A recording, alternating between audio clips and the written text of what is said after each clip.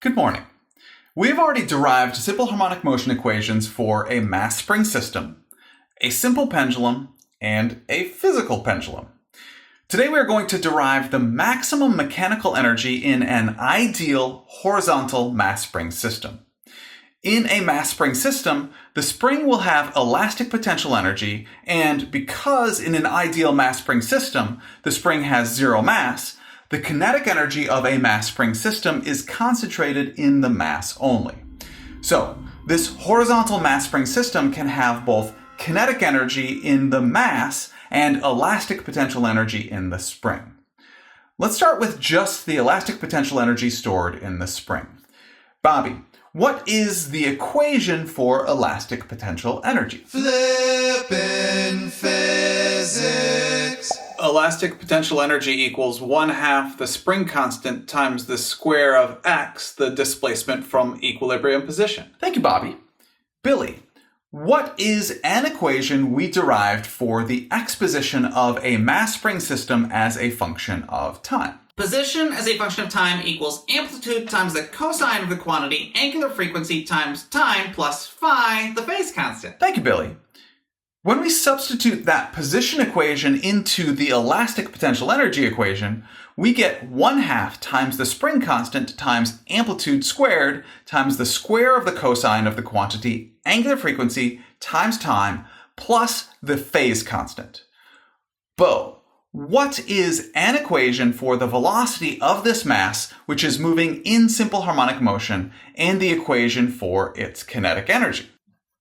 We can take the derivative with respect to time of the position equation Billy gave us to get velocity as a function of time equals the negative of amplitude times angular frequency times the sine of the quantity, angular frequency times time plus the phase constant.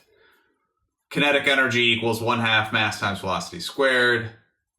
We can substitute the equation for velocity into the kinetic energy equation, and we get that kinetic energy equals 1/2 mass times amplitude squared times angular frequency squared times the square of the sine of the quantity, angular frequency times time plus phase constant. Very nice, Bo. Thank you. Now, the total mechanical energy of the mass spring system at any point equals the sum of the kinetic and elastic potential energies. We have equations for both of those which we can substitute in. And we now have an equation for the total mechanical energy of the system at any point in time. That is just ugly and ungainly. Yeah. It does look confusing. Well, let's simplify it then. Bo, what is the angular frequency equation for a mass spring system? I don't know. Just look in your notes from 2 lectures ago. I don't take notes. I just look at the lecture notes you post at flippingphysics.com if I forget anything. Nice plug. You gotta be Thanks. kidding me. Well, Yeah. Billy? The angular frequency of a mass spring system equals the square root of the quantity spring constant divided by mass. Thank you, Billy.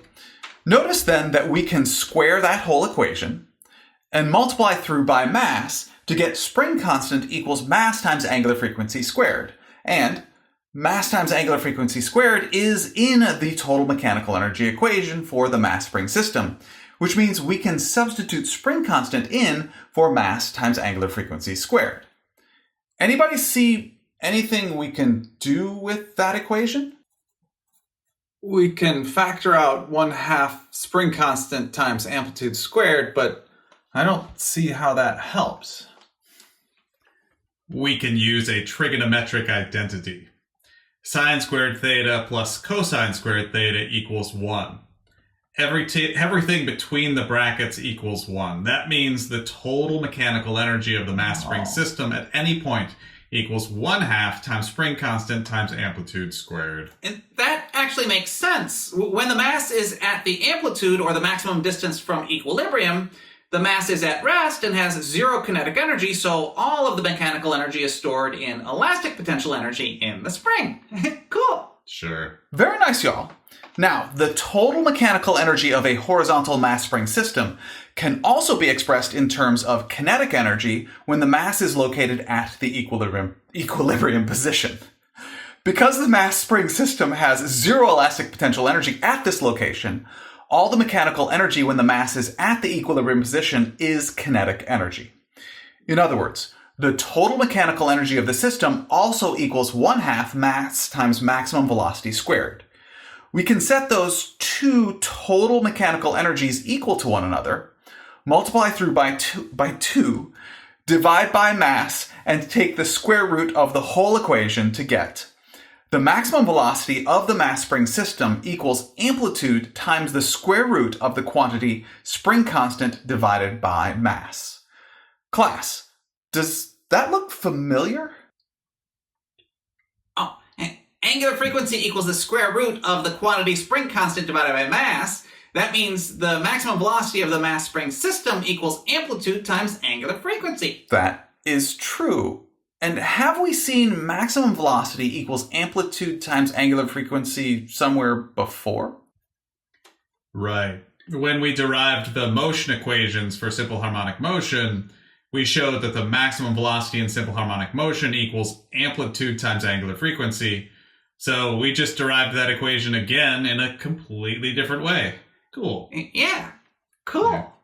You can remember that the maximum velocity in simple harmonic motion equals amplitude times angular frequency, but you didn't remember that the angular frequency of a mass spring system equals the square root of the quantity spring constant over mass? How is that? Actually, I did not remember this equation either. What? The maximum velocity of simple harmonic motion is right there in the velocity as a function of time equation I derived earlier. Oh, The value of the sine of any angle varies between -1 and 1, so the maximum value for velocity equals amplitude times angular frequency. Oh, right. Okay. Yeah. Thank you very much for learning with me today. I enjoyed learning with you.